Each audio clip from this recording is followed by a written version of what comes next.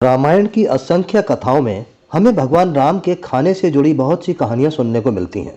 कभी उन्होंने भोजन करके किसी का उद्धार किया, कभी धर्म के लिए खाने का त्याग भी किया। तो आइए जानते हैं कि क्या हमें भगवान राम के मांस खाने का भी वर्णन मिलता है क्या। जब श्री राम को वन जाना पड़ा तो उन्होंने अपनी माता से वादा किया कि वो उसी पर गुजारा करेंगे जो वन में उपलब्ध होगा और मांस नहीं खाएंगे। रामायण में वर्णन है कि वन वन भटकते हुए राम, लक्ष्मण और सीता वन में मिलने वाले फल फूल और कंद मूल पर निर्भर थे। रामायण में इसके बारे में अलग अलग जगहों पर राम लक्ष्मण द्वारा हिरणों के शिकार का वर्णन भी मिलता है और साथ ही ये भी वर्णन मिलता है कि जब वो लोग भूखे थे फिर भी उन्होंने मांस का सेवन नहीं किया। वाल्मीकि रामायण में इनके मांस खाने का प्रत्यक्ष उदाहरण नहीं मिलता। वाल्मीकि रामायण में कई जगह मांस से मिलते जुलते शब्दों का प्रयोग हुआ है, पर उन शब्दों का अर्थ फलों के अंदर का हिस्सा भी हो सकता है। हिरण को मारने की सबसे महत्वपूर्ण कहानी रामायण में मारीच की मिलती है, जो सोने का हिरण बनकर सीता माता के सामने आता है और सीता माता के कहने पर राम उसका शिकार करने जाते हैं। यहाँ भी हमें शिकार करने का वर्णन तो मिलता है, पर क्या वो शिकार खाने के लिए था? यह असलियत यह थी कि माता सीता ने श्री राम से हिरण को मारकर लाने के लिए नहीं कहा था, बल्कि उसे पकड़कर लाने को कहा था। सुनहरी हिरण के बच्चे को देखकर जंगल में अकेलेपन को दूर करने के लिए माता सीता ने श्री राम से उस बच्चे को पालने की इच्छा जाहिर की थी। प्रभु राम ने उस समय सीता को समझाने का प्रयास किया कि इतना छोटा बच्चा अपनी माँ के बिना नहीं रह सकता है, इसलिए यह हठ छोड़ दो। तब सीता बोली, ठीक है, जब तक इसकी माँ नहीं आती तब तक तो इसे रख सकते हैं।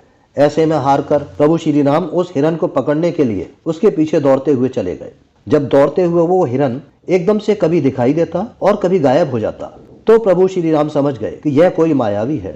यही सोचकर उन्होंने तीर निकाला और उसका वध कर दिया। चूंकि प्रभु श्री राम विष्णु के लीला अवतार थे, इसलिए पहली नजर में उस मायावी राक्षस को देखने के बाद भी सामान्य पुरुष की भांति जब तक उसने अपनी माया नहीं दिखाई तब तक उसे एक छोटा सा हिरण ही समझने का अभिनय करते रहे और सीता माता की बात मानकर उसके पीछे दौड़ पड़े। वे सब कुछ जानते थे, लेकिन यदि वह ऐसा नहीं करते तो आगे की लीला नहीं होती। अतः प्रभु राम का आकलन मानवीय दृष्टिकोण से करना त्रुटिपूर्ण है। और आपको यह बता दें कि हिरण को इसलिए नहीं मारा था कि उसका चर्म निकालकर उससे वस्त्र या आसन बनाया जाए, और ना ही इसलिए मारा था कि उसे खाया जाए। यह बात सत्य है कि प्रभु श्री राम क्षत्रिय थे, किंतु वे मांस नहीं खाते थे। रामायण में कहीं भी प्रभु श्री राम के मांसाहार सेवन के बारे में नहीं लिखा है। हर जगह श्री राम, लक्ष्मण और सीता के द्वारा कंद मूल खाए जाने का जिक्र मिलता है। मर्यादा पुरुषोत्तम श्री राम ने वनवास पर जाते समय आहार विषयक प्रतिज्ञा की थी कि वे कभी मांस का सेवन नहीं करेंगे। यहाँ से राम कथा का एक नया चरण शुरू होता है, जहाँ हमें कई बार श्री राम के खाने का जिक्र मिलता है। कहा जाता है कि श्री राम और लक्ष्मण सीता माता की तलाश में लंबे समय तक भूखे प्यासे भटकते रहे।